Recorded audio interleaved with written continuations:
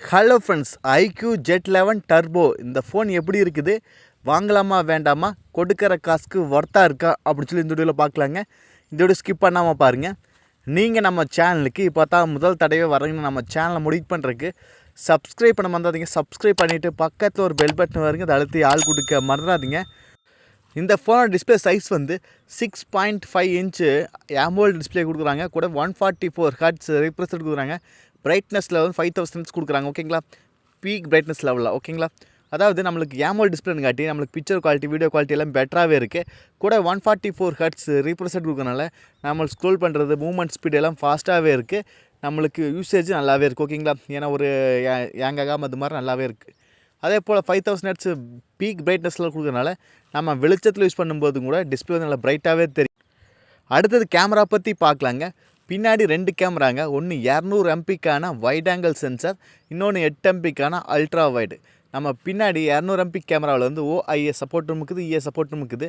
அதனால் ஸ்டேபிளாக வந்து ஃபோட்டோஸ், வீடியோஸ் எடுத்துக்க முடியுங்க. அந்த 200 எம்பி கேமரா வச்சு நம்ம 4K வீடியோ 30 எபிஎஸ் ஷூட் பண்ணிக்க முடியும். அப்புறம் 8 எம்பி அல்ட்ரா வைடு இருக்குது. உங்களுக்கு டீசெண்டான இமேஜ் குவாலிட்டி கொடுக்கு.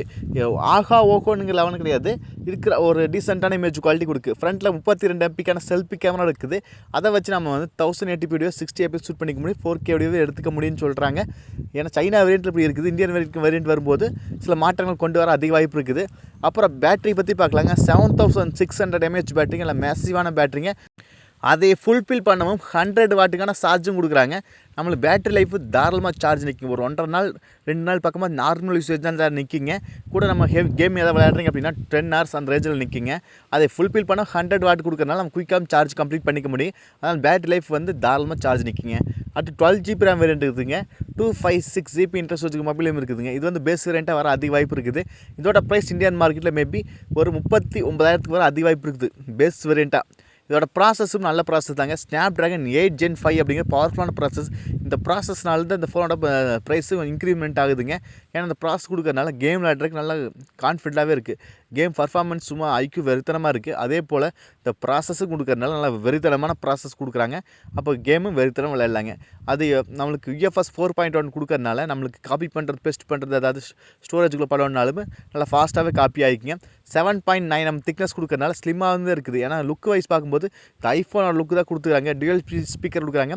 IP68 69க்கான வாட்டர் ரெசிஸ்டன்ட் இருக்குது. அதனால் 1.5 மீட்டர் தனி ஆழத்தில் ஃபோர்ஸான தண்ணிக்குள்ளே போட்டாலுமே ஃபோனுக்கு எந்த ஒரு பாதிப்பு ஏற்படாதுங்க. அதுக்கு தான் IP68 69ங்கிறது. அடுத்தது 210 கிராம் வெயிட் கொடுக்குறாங்க. அது வந்து நம்மளுக்கு இது வெயிட்டு காரணம் 7600 mAh பேட்டரி கொடுக்கறனால தான் வெயிட் வந்து அதிகமாக இருக்குதுங்க. 5G சப்போர்ட் இருக்குதுங்க. Android 16 தான் வரப்போகுதுங்க அவுட் ஆஃப் த பாக்ஸில். இதோட ப்ளஸ் பாயிண்ட்டு ப்ராசஸ், ஒரு நல்ல பவர்ஃபுல்லான ப்ராசஸ்ங்க. ஏன்னா கேம் விளையாடுற அப்படின்னா கண்டிப்பாக ஒரு பவர்ஃபுல்லான ப்ராசஸ் வேணுங்க. அதுக்கு தகுந்தாப்புல தான் இதுலேயும் பவர்ஃபுல்லான ப்ராசஸ் கொடுத்துக்கிறாங்க. கூட பேட்டரி லைஃபும் 7600 mAh பேட்டரி கொடுக்கறனால தாராளமாக சார்ஜ் நிற்கிங்க. அதை ஃபுல்ஃபில் பண்ண 100 வாட் கொடுக்கறனால நம்மளுக்கு பேட்டரிக்கும் எந்த ஒரு பாரபட்சம் கிடையாதுங்க. அப்புறம் நம்மளுக்கு 144 ஹெர்ட்ஸ் டிஸ்பிளேலையும் நல்ல AMOLED டிஸ்பிளே கொடுத்து 144 கொடுக்கறனால டிஸ்பிளே நல்ல டிஸ்பிளேன்னு சொல்லாங்க. இதில் வந்து ஒரு ப்ளஸ் பாயிண்ட், கேமரா கொஞ்சம் டீசெண்டாக இருக்குது. ரொம்ப எதிர்பார்க்க முடியாது.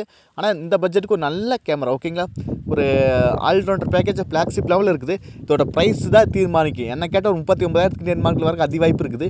39,000 ஒருத்தர் கேட்டால் கண்டிப்பாக ஒர்த்து தாங்க. ஏன்னா ஸ்னாப்ட்ராகன் 8 Gen 5 கொடுக்கறனால, அந்த ப்ராசஸ் கொடுக்கறனால இந்த வேல்யூ வந்து ஒர்த்து தாங்க. ஓகேங்களா, அப்புறம் உங்களுக்கு இந்த ஃபோன் எப்படி இருக்குது கண்டிப்பாக சொல்லுங்கள். நீங்கள் நம்ம சேனலுக்கு இப்போ தான் முதல் தடவை வரீங்கன்னா நம்ம சேனலை முடிவு பண்ணுறதுக்கு சப்ஸ்கிரைப் பண்ண மறந்துடாதீங்க. சப்ஸ்கிரைப் பண்ணிவிட்டு பக்கத்தில் ஒரு பெல் பட்டன் வருங்க, அதை அழுத்தி ஆள் கொடுக்க மறந்துடாதீங்க.